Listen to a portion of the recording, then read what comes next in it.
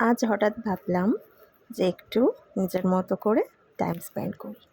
তো চলে গেলাম সোজা কিচেনে এবং নিজের জন্য গরম গরম 1 কাপ মশলা চায় বানিয়ে ফেললাম। তো প্রথমে যেমন অ্যাজ ইউজুয়াল দুধটা গরম করে তার মধ্যে চিনি, চা পাতা এবং সিক্রেট একটা চা মশলা যেটা হোমমেড সেটা দিয়ে বানিয়ে ফেললাম আমার জন্য 1 কাপ গরম গরম চা।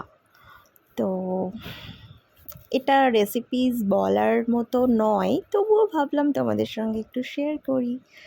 তো দেখো,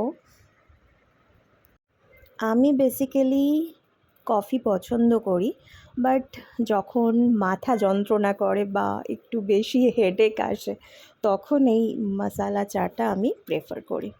তো এই জন্য আজ আমার একটু হেডেক হচ্ছিল, তাই আজ বানিয়ে ফেললাম মশালা চা আর তোমাদের সঙ্গে সেই মুহূর্তটা শেয়ার করে ফেললাম।